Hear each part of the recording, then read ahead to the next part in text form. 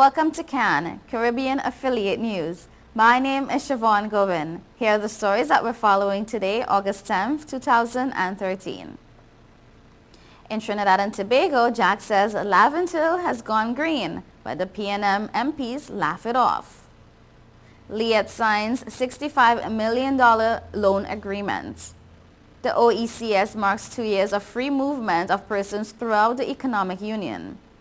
And Fly Jamaican Caribbean airline applications are in U.S. limbo. Details on these headlines and more when we return.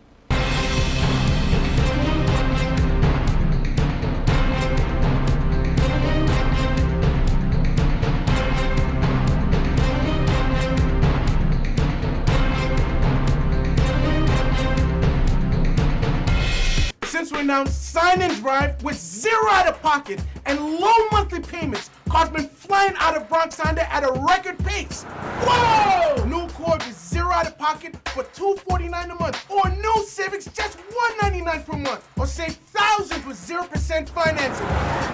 You never had to leave the Bronx to get the best price on the Honda. Bronx Honda guarantees the lowest price in the Bronx. Bronx Honda, East Tremont Avenue. Visit BronxHonda.com.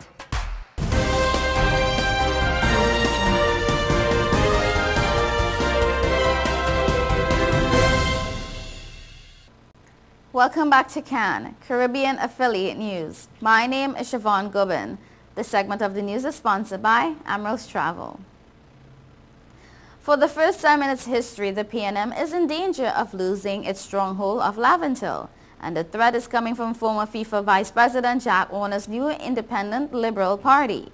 The claim is coming from none other than the ILP interim leader himself, Jack Warner. Warner told the TNT Guardian that up to yesterday morning, he had a membership list of 106,000 people, and the vast majority were from Laventille and San Juan Barataria. Warner was responding to questions from the Guardian on feedback from the ground in Laventille that constituents have gone green. Yes, they have, he said confidently. The whole country has gone green. The ILP has a membership of 106,000 people. We have employed 32 persons to disaggregate the membership, and the vast majority are from Laventille and San Juan Barataria. The ILP will launch its local government election campaign at Tunapuna this evening. Warner's position was hotly disputed by Laventille West MP Neil Young Hippolyte, who said he's not worried that the PNM is poised not only to retain Laventille, but win the upcoming local government and 2015 general elections. Laventille East Morvant MP Donna Cox says she has been hearing some talk about assured Laventille East Morvant is safe. She laughingly dismissed rumors among constituents that she too has gone green. Warner in response said, "Tell them Kamala said the same thing about Chaguanas West. If they haven't learned anything from Chaguanas West, they have nothing to learn." Some residents of Laventille West in particular who spoke to the Trinidad and Tobago Guardian endorsed Warner's claim. The PNM is in danger in Laventille. For the first time in history, the PNM will lose this seat. Laventille and the East-West Corridor has gone green. One community activist and spokesman who said he walks the length and breadth of Laventille told The Guardian yesterday, "Everybody's saying they're gone green." The Caribbean Development Bank is providing loans totaling $65 million to four shareholder governments of regional airline Liat to assist with the purchase of aircraft in the context of a fleet modernization project. The loan agreements provide for the loans to be on lent to and repaid by Liat over a 13-year period, following a grace period of 2 years. Co-financing for the project is being provided by shareholder equity contributions and from the sale of Liat's existing aircraft. The loans were approved by the bank's board of directors during a meeting at its headquarters in Barbados on July 18th. The fleet modernization project involves the replacement of Liat's aging fleet through a combination of lease and purchase of aircraft. The transition costs associated with the changeover, the upgrade of maintenance facility, and other institutional strengthening activities. The project provides Liat with the most cost-effective means of improving the reliability of its service and consequently its contribution to the socio-economic development of the region. It will have significant impact on the operational efficiency and financial performance of the airline. Realization of these results will require the involvement of all stakeholders. Reliable and efficient air transportation is essential for connectivity, mobility, and accessibility within the region and for some of CDB's borrowing members. Liat provides the only air links with the rest of the region. This project is consistent with CDB's strategic objective of supporting regional cooperation and integration and contributes to CDB's overall mandate of reducing poverty in the region through social and economic development.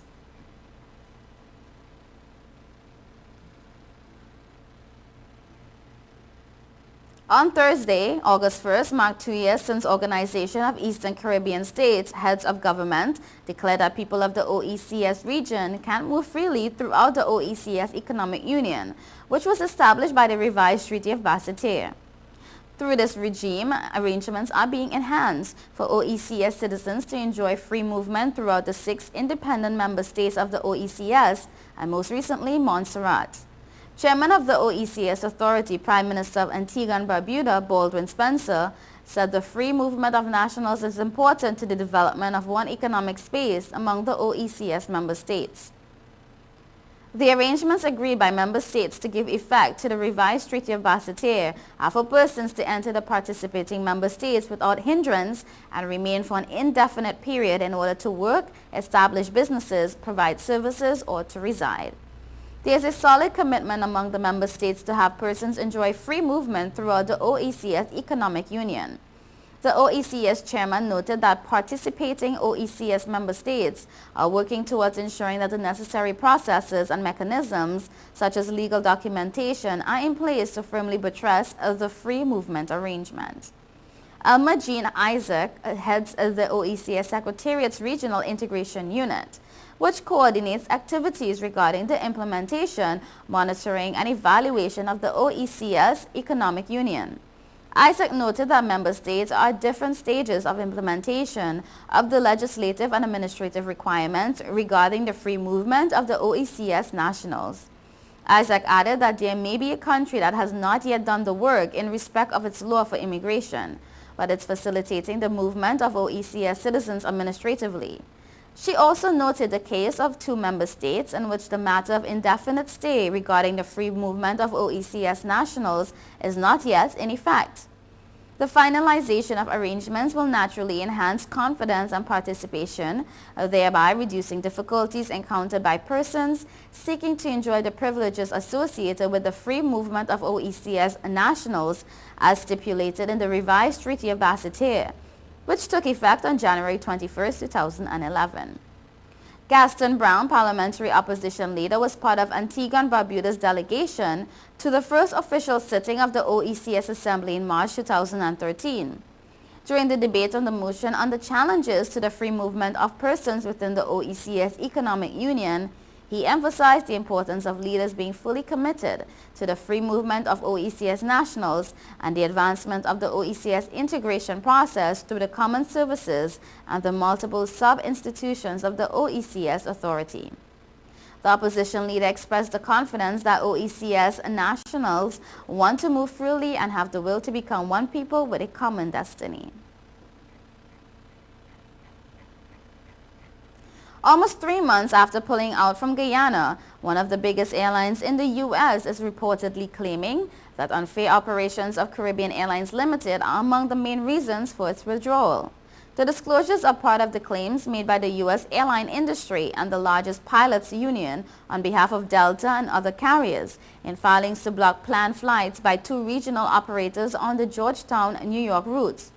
According to papers filed by Airlines for America and the Airline Pilots Association, ALPA, the 2 carriers, Caribbean Airlines and Fly Jamaica, are not entitled to serve a route between the U.S. and Guyana because they are based in 3rd countries, Trinidad and Tobago and Jamaica respectively.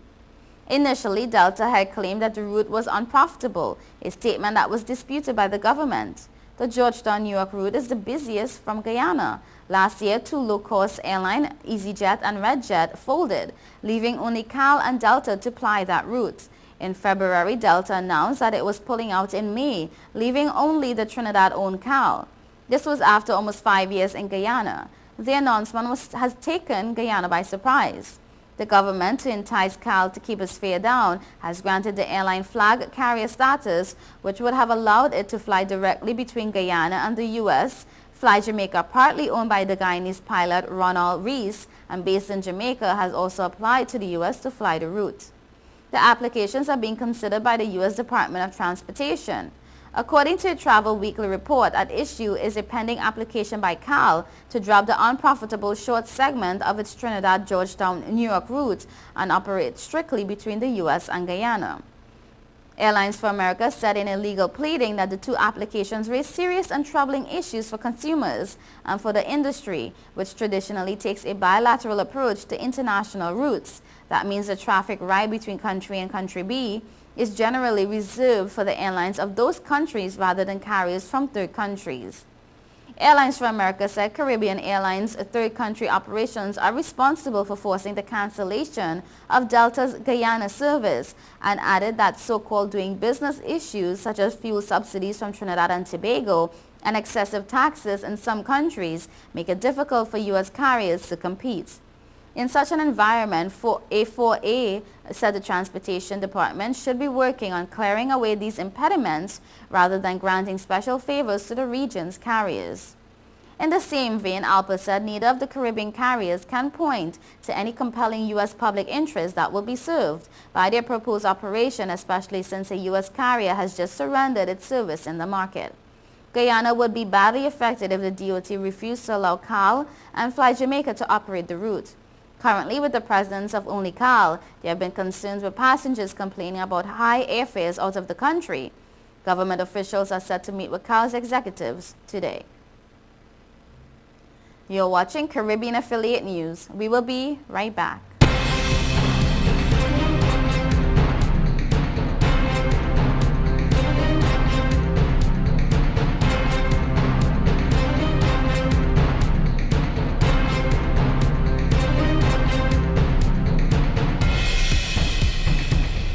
Since we announced Sign and Drive with zero out of pocket and low monthly payments, cars been flying out of Bronx Honda at a record pace. Whoa! New Corvette with zero out of pocket for $249 a month, or new Civics just $199 per month, or save thousands with 0% financing.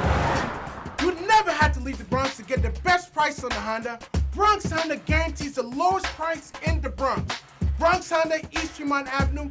Visit BronxHonda.com.